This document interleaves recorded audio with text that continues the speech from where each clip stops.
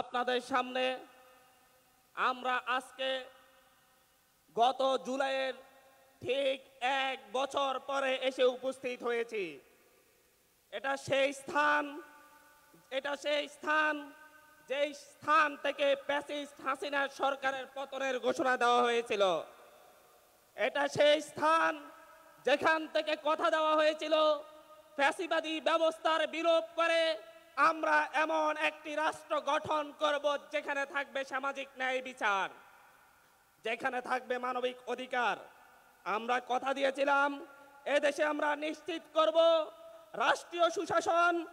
আমরা কথা দিয়েছিলাম এমন একটি রাষ্ট্র গড়ে তুলব যে রাষ্ট্রে রাষ্ট্রীয় সুবিধা প্রাপ্তিতে, নিরাপত্তা প্রাপ্তিতে কোনো ঘুষ দিতে হবে না।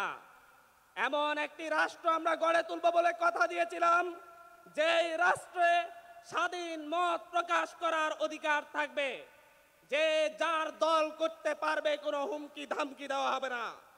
আমরা কথা দিয়েছিলাম এমন একটি রাষ্ট্র ব্যবস্থা কায়েম করব যে রাষ্ট্র ব্যবস্থায় থাকবে না চাঁদাবাজি, দখলদারিত্ব, থাকবে না গুম খুন রাহাজানি, থাকবে না রাজনৈতিক হানাহানি, ধর্ষণের মতো ঘৃণ্য কর্মকাণ্ড।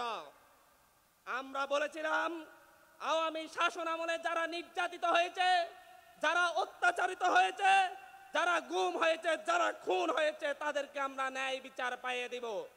আমরা স্বপ্ন দেখেছিলাম, আমরা এই দেশের মানুষকে স্বপ্ন দেখিয়েছিলাম, আমরা যেই স্বপ্ন দেখেছি সেই স্বপ্নে সারথি হয়ে আমাদেরকে সঙ্গ দিয়েছিল পুরো বাংলাদেশের পুরো জাতি, যেখানে হিন্দু ধর্ম, বৌদ্ধ, খ্রিস্টান কোনো ধর্মীয় ভেদাভেদ ছিল না, যেখানে ভেদাভেদ ছিল না কোনো দলের, কোনো মতের, যেখানে ভেদাভেদ ছিল না কোনো উঁচু নিচের, ধনী গরিবের। আমরা এমন একটি স্বপ্ন দেখিয়েছিলাম যেই স্বপ্নকে সঙ্গ করে নিশ্চিন্তে বুক পেতে দেয় ঘাতকের বুলের সামনে শত শত আমার সন্তানেরা। বাবা মা হারায় তাদের কলিজার সন্তান, স্ত্রীরা হয় বিধবা, এবং তারা হারায়, অনেকেই হারায় তাদের বাবা মা। আজকে 1 বছর পর ঠিক সেই স্থানে, সেই সময়ে, সেই জায়গায় এসে আমরা আজকে এসেছি আত্মসমালোচনা করার সময়। 1 বছরে আমরা কি পেয়েছি? 1 বছরে আমরা কি পেয়েছি? আমরা না পেয়েছি আমাদের সঠিক স্বাধীনতা, আমরা না পেয়েছি ন্যায় বিচার, আমরা না পেয়েছি আমাদের মানবিক অধিকার। আজকে তাই এখানে দাঁড়িয়ে আমাকে বলতে হচ্ছে, দুঃখের সাথে লজ্জার সাথে বলতে হচ্ছে, আজ আমরা ক্ষমা চেয়ে নিচ্ছি আমার রাষ্ট্র পুনর্গঠনের সেই সেনা অফিসারদের কাছে, তাদের পরিবারদের কাছে, যারা বিডিআর বিদ্রোহের নামে রাষ্ট্রীয় হত্যাযজ্ঞের শিকার হয়েছে। আজকে আমি ক্ষমা চেয়ে যাচ্ছি আমার সেই বোন ফেলানির কাছে, যে 24 ঘন্টারও বেশি সীমান্তের কাঁটাতারে ঝুলেছিল, কিন্তু 1 বছর পার হলেও আমরা তার জন্য ন্যায় বিচারের উদ্যোগ নিতে পারিনি। আমরা লজ্জার সাথে ক্ষমা চেয়ে নিচ্ছি আমার সেই ভাই লিমনের কাছে, যে পা হারিয়েছে র্যাবের গুলিতে, যার কোনো বিচার সে আজ পর্যন্ত পায়নি। 1 বছর পার হয়েছে, কিন্তু আমরা 2012-13 সালে যারা রাষ্ট্রীয় বিচারিক হত্যাকাণ্ডের শিকার হয়েছে তাদের ন্যায় বিচার দিতে পারিনি।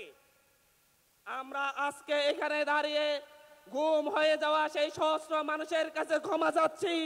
ইলিয়াস আলী, আমান আজমি সহ যারা গুম হয়ে দীর্ঘদিন যাবৎ যারা গুম হয়েছিলেন, আমরা আজকে এখানে আমাদের সেই দর্শিতা বোনদের স্মরণ করছি, নুসরাত তনুদের, যাদেরকে আজ পর্যন্ত ন্যায় বিচার আমরা দিতে পারিনি।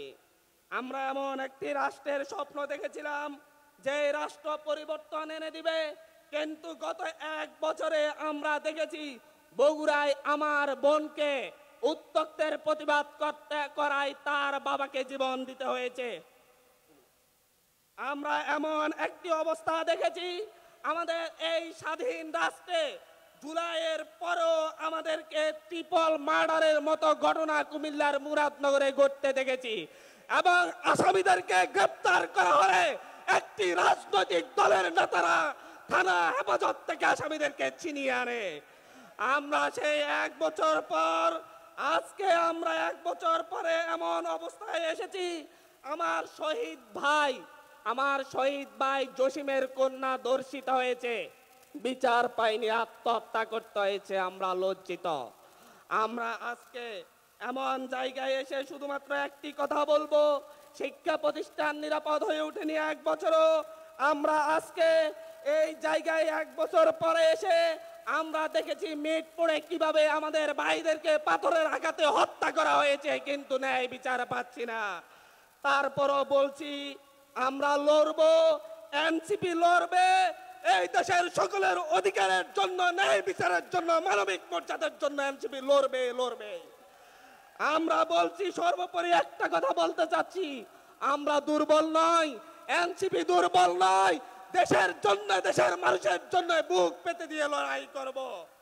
সর্বোপরি শেষ লাইনে একটা কথা বলবো, জুলাইয়ের এক বছর পরে এসে আমরা দেখছি আমাদের সেই আবেগের জায়গা সমন্বয়ক বৈষম্য বিরোধী শব্দটাকে বিতর্কিত করার জন্য উঠে পড়ে লেগেছে। এস্টাবলিশমেন্ট আমাদের আবেগকে বিতর্কিত করার চেষ্টা করছে। এখানে দাঁড়িয়ে আমি বলছি, আমি আব্দুল হান্নান মাসুদ, বৈষম্য বিরোধী ছাত্র আন্দোলনের সমন্বয়ক, জুলাই গণঅভ্যুত্থানের সমন্বয়ক, এবং আমি হান্নান মাসুদ কোন অত্যাচারীর সাথে লড়ি নাই। এবং এই সমন্বয়ক পরিচয় আমার জন্য গর্বের, বৈষম্য পরিচয় আমার জন্য গর্বের। যারাই বিতর্কিত করার চেষ্টা করবে তাদের বিরুদ্ধে লড়বো ইনশাআল্লাহ।